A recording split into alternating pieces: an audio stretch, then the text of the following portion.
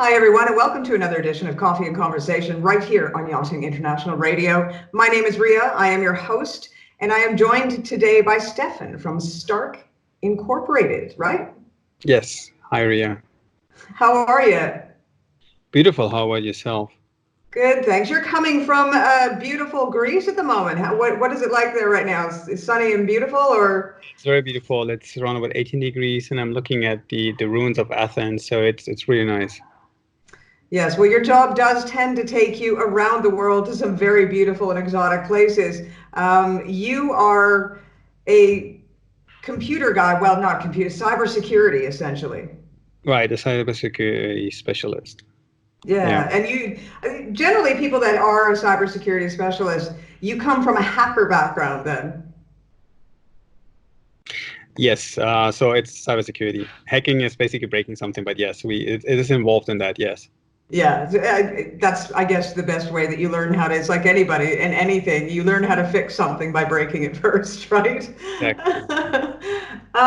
There have been quite a few cybersecurity attacks around the world, and I think in general, we don't take security with our personal devices and with our systems as seriously as we should. Yeah, I would say since January 6th, the recent attacks on the United States and then the European Union were possible because most of the people have the mindset, they say, I have nothing to hide, or somebody said, if you have nothing to hide in the days of cybersecurity, it's like you have nothing to say in the days of freedom of speech. So the way you handle the small things on your private security, you basically do it in a corporate environment as well. And sadly, most of the viruses spread online over cloud drives. Because somebody didn't pay attention that a Word document was not a Word document, copied it into a cloud storage, which was connected to another company's. And so that's how it spread. And people then also didn't know what to do. So instead of like turning the machine off, unplugging whatever it is on network, they're like sending emails to the IT support. So the basic steps on what to do were missing. And that's basically when corporates not introducing or policies and enforcing them. So a lot of times it's human failure because humans fail to incorporate policies. So when somebody makes, I mean, you can have the best security system in the world, but it really does come down to the human factor. Right, you cannot put an antivirus or a firewall into a human person. So the person at the end is who opens an email attachment, a memory stick, or whatever it is. And if there is a new string of a virus code, which is brand new and not have seen or introduced to the world, the antivirus will not catch it. So sadly, that was the case. That's why governments, humongous corporations got hacked. I mean, we all saw TravelX, we saw QuickBooks, we saw Microsoft, Google, tons of companies, House Perfect. They all got hacked by the same virus, which was not somebody sitting there and hacking your computer. It was literally somebody opening something they're not supposed to open. So how common is it today for new viruses? How often do new viruses get produced, essentially? I think most of them are like produced by taking what was there and changing it a little bit. According to AVG Avast, it's around about 3,000 a day. Most of them, like probably 90% of them, are already known, and by the hash, by the string, the way they are built, they're actually being captured. And because most of the antivirus firewalls, etc., they're connected to the cloud, so if one machine sees it and reports this incident, it gets distributed to everything. So this is a big advantage compared to like 10 years ago. So what is the purpose behind a virus? I mean, you know, is it to steal financial information? Is it just to create chaos? Is it just because, you know, somebody is 15 years old and seeing if they can take down a corporation? What are the purposes? I mean, the kiddies, we call them script kiddies that take down corporations. It's just try and error, and they find something on the internet and they want to do it. In this case, it was basically about money. So I was assisting law enforcement in the US and in Europe, and we had conversation with the hackers behind it and negotiated ransom. And the clear statement of these people were, we're going to give you the antivirus, the antidote, and you get all your data back if you pay us. And we say, like, which guarantees do we have? And the answer was, we want to money. We just want money. So if we wouldn't make our end work, nobody would pay. And it has been paid a lot of money was paid. So from different corporations. And so it worked. They got their data back. But then also in the second minute later, they were like, I give you 30 days to secure your IT infrastructure. That should be more than enough to get a good IT team together. If not, we're going to hack you again. So, and it's fair enough. But if you get hacked because you're saving on one end, it might kind of come back to you post-mortem.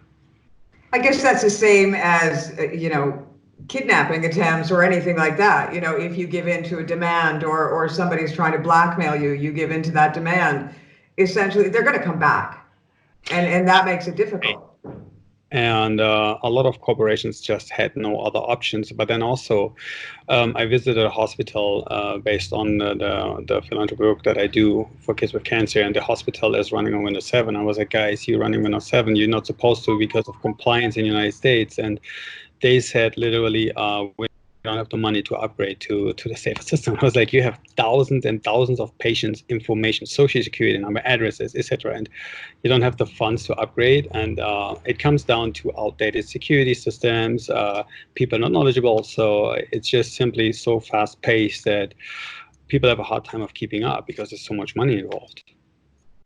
So what would you suggest that people do to safeguard against getting hacked? I mean, if you're individuals, the first thing I would do is get the latest updates to close security gaps on your operation system. It doesn't matter if it's Apple or Microsoft or Google, whoever it is.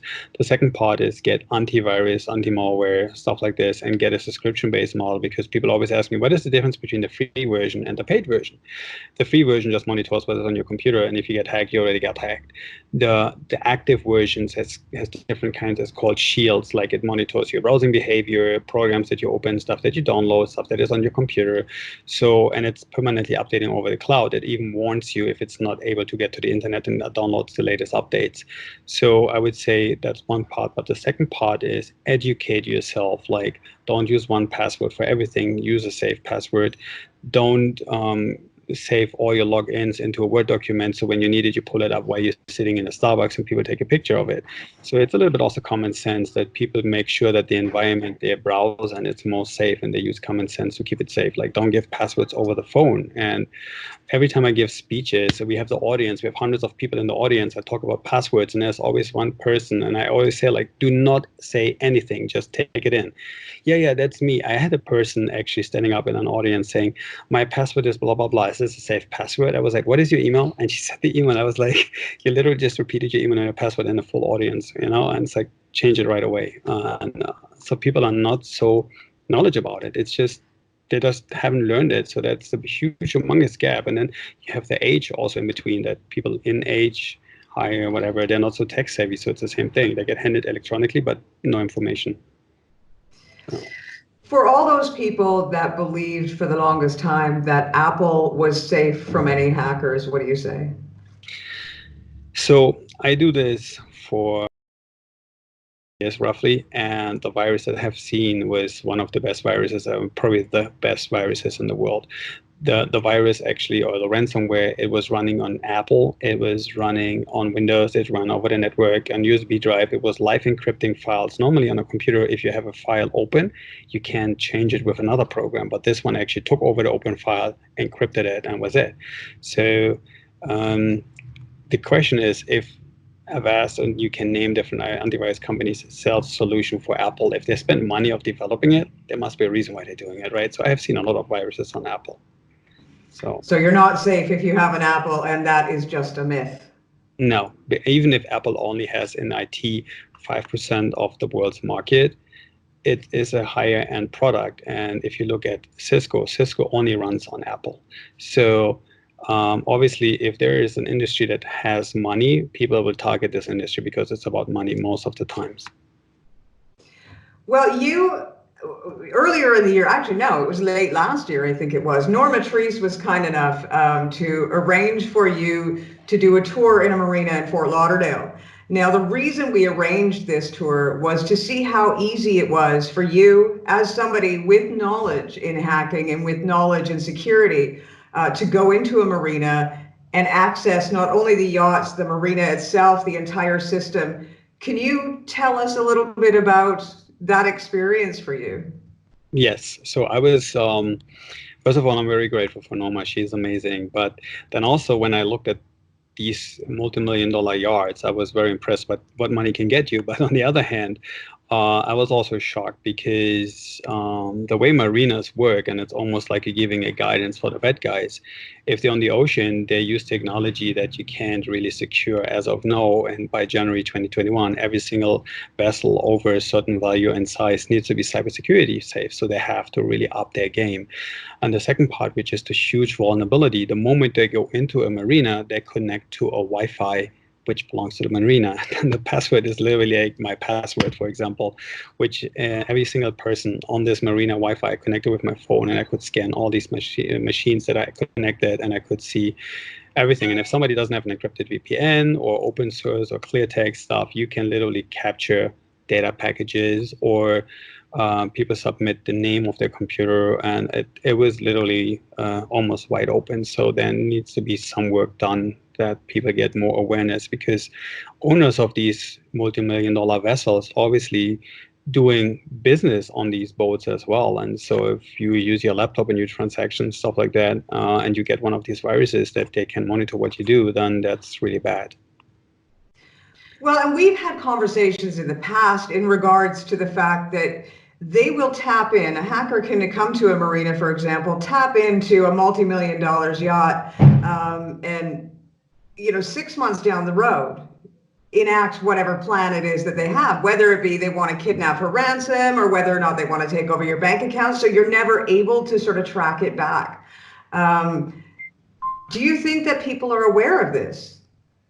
I highly doubt it. When we were talking, the first question when we were talking with law enforcement, they asked my opinion if they think it was a payload. A payload means that I will hack your computer right now, put a little bomb there, and the bomb spies on you, takes your data, whatever, and sends it all to me.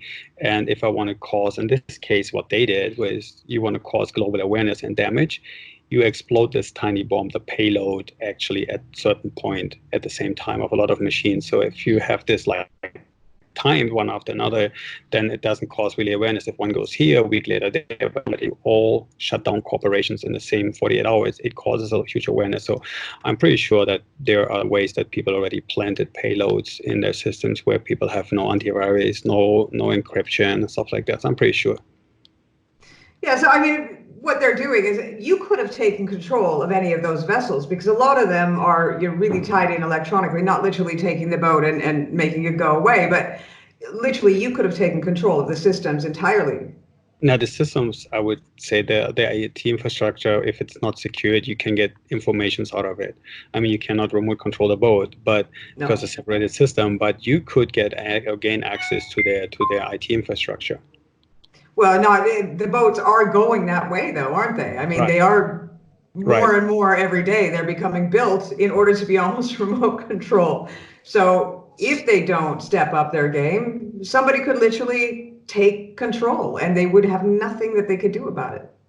Yeah. So it is. So we made a test with a device we built. Right now, we tested it to create a black hole to make sure that if you have a confidential conversation on the boat, you flip a switch and every single communication, it doesn't matter if it's Bluetooth or wireless internet or satellite or GPS, it will be totally off the radar.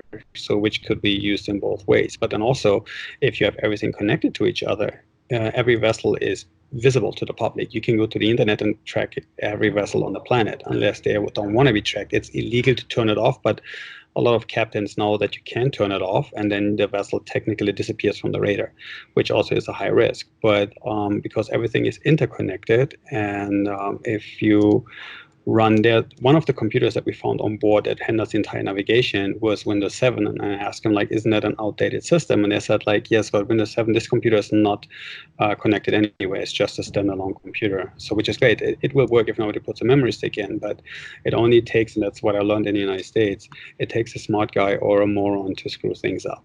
So if they're maintaining the system, some of the staff that comes over that maintains the system and has an effective memory stick and puts it in there, sure, the computer is not on the internet, but you might kind of screw up the system. And so I think if you have a certain amount of money to buy a vessel, you should do your living best to make the vessel safe. And a lot of times, not only on the yachting industry, the infrastructure, the IT is seen as an unwanted child, like it's working, we don't need it. And only when it's broken, people realize how important it is. And I always tell people it's a tool. If your tool breaks, you can't work. And that mindset needs to be educated and needs to be changed. Well, and how easy would it be for someone to actually hack a camera, for example? So a device on board, whether it be a laptop, whether it be, some sort of a handheld device, they can access cameras, they can record things.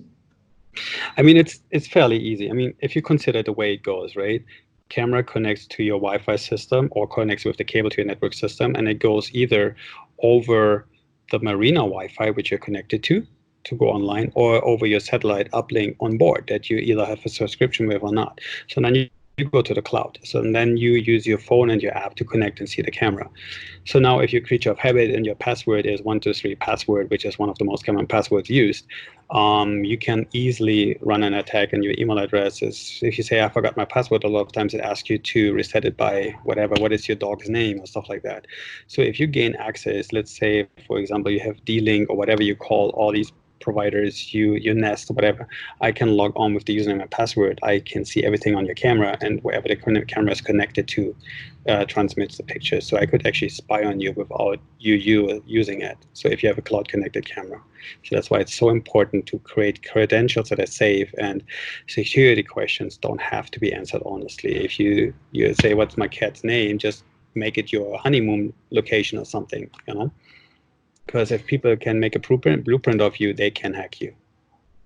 Well, and another thing is that there's a light that glows when your camera is functioning. Is it possible to turn that light off, that notification light off? You can turn on and off the light. You can turn on and off the night vision. Some cameras even have controls that you can move the camera remotely. So once you have access to it, you turn it off. One of the biggest mistakes corporations do is when they hire, and I've seen this over and over and over, they hire companies to put in video systems to record everything in their office location, and they put this video system onto the internet so they can see it on their phone when they're home, or they can see it over the browser. But they didn't remove their access. So if somebody scans the internet and then they didn't remove the program access, the command line access, and these DVRs have usually admin, and people change the password to 1, 2, 3, 4, 5, and A, whatever. These passwords are not hard to get. If I'm getting to your DVR, not only as I have access to your DVR, I'm in your network, your corporate network, and from there you can go to the rest of your environment. So a lot of times people do not secure passwords on DVRs, on TVs, or internet connect. I mean, I literally saw in Germany a tea machine connected to the internet. You scan a barcode of a tea bag, it brews the tea, and it sends you an email when your tea is ready. This thing is connected to your local office network as well. So, I mean, nobody hacks a tea machine, obviously, but it is something else. You bring your own device, obviously, you have to make sure that it is set up correctly. So generally speaking, from speaking with you, straight across the board, people just aren't as aware. I mean, I think we're more worried about getting, for example, mugged on the street. We're taking self-defense courses. We're taking all sorts of courses, but maybe one of the biggest real threats that exist is sitting right in our own home, looking very innocent. Right. I mean, I ask people a lot of times the same question. When I see people on public locations, airports, hotels, I ask them, you taped your camera, right? Yes, but you don't have a privacy screen. And so that's what we do. So I'm always like to ask the same question. Would you be more concerned if I would be stealing your nude pictures from your laptop or all your personal data? 99% of the people say, I have nothing to hide. I'm more concerned about my pictures. They don't understand if I have your first name, your last name, your social security, I can create bank accounts and stuff like this. I can ruin you financially or even commit crimes on your name. And the mindset is just not there. And so, yeah, the IT, the way you handle your local IT should be increased by value, that you know what you're doing. And then if you don't need it, like, take it off. For example, People make, if you want to buy Bitcoin, a stupid example, you want to buy Bitcoin, so you have to verify because it's regulated. So you show your ID into the camera. The browser needs access to your camera for the verification. And you're happy, you verified, you can buy Bitcoin. But almost nobody gets the idea to go to your system settings and say, remove the browser's access to the camera that I just granted. So the browser permanently has access to your camera. Why not removing it? Nothing needs to be connected all the time. So many programs need access to your microphone, to your camera, et cetera, et cetera. If you don't use it, turn it off. Just, it's on need basis only. So when it comes to big corporations and to those people that, for example, own yachts and marinas, what would your suggestion be for them?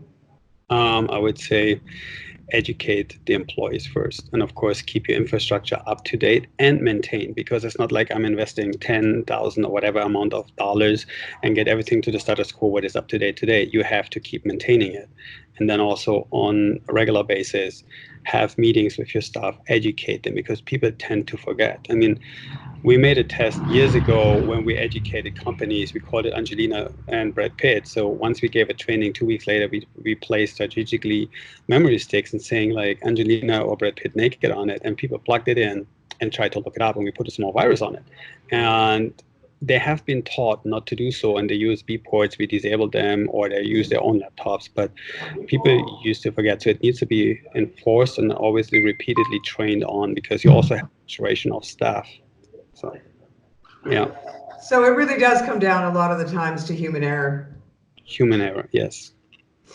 Right. So I guess it's straight across the board. It doesn't matter whether you're in yachting or whether you're not in yachting, but you would assume that those people that have these multi-million-dollar yachts would make sure that their vessels are safe, especially if they're doing business on board.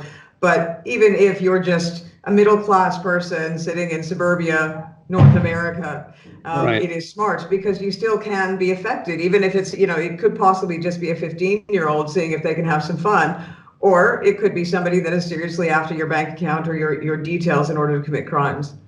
Right. And I also tell people, like, it's the same like you have to have an operation, right? You wouldn't go to get a guy from Craigslist to do a heart transplant. So I always tell them to get more than one opinion. So get an opinion, have somebody evaluating your infrastructure, take a look at the reputation. Is the person Microsoft, Cisco, Apple certified? What is written about this company? And that's the first part. The second part, what I would do is get an estimate about everything in detail in writing. What is the weak spot, the stronghold?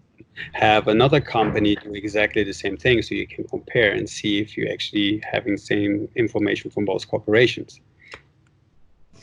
Wonderful. Well, do you have people that you recommend for these type of things, or you as well go to corporations and do these training sessions with their people?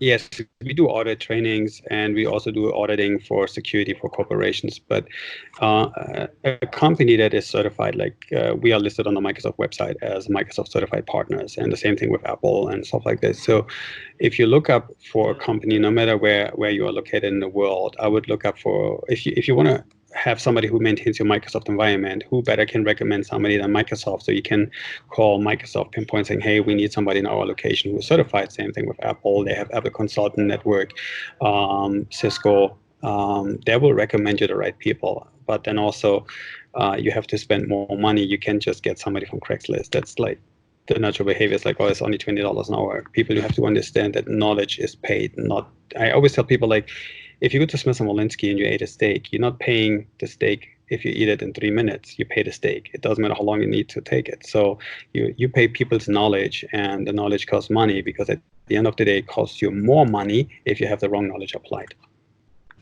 Do you know what? I think people in the yachting industry understand that, because the amount of tickets that cost a lot of money in order to get into yachting and in order to sort of achieve your goals.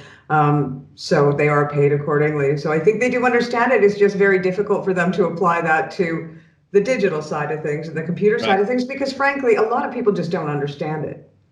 I agree. 100%. And so you have to find a way that explains it in layman terms, so people will understand what this technology is about and how vulnerable you are if it's abused. Yeah.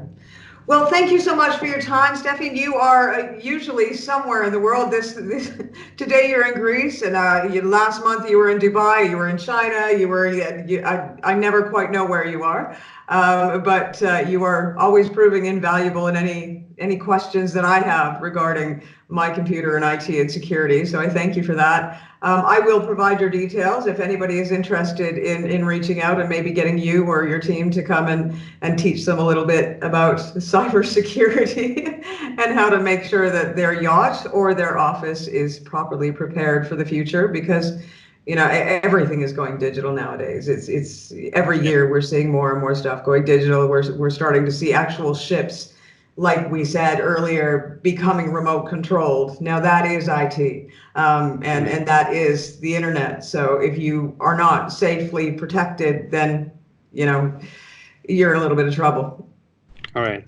Thanks again for your time. You've been watching another episode of Coffee and Conversation right here on Yachting International Radio. That has been Stefan with Stark Incorporated, and we will touch base with him at another date in the future. I am sure the next time there is a cybersecurity attack around the world, because no one knows better than Stefan. Thank you. Bye-bye. Bye. Take care.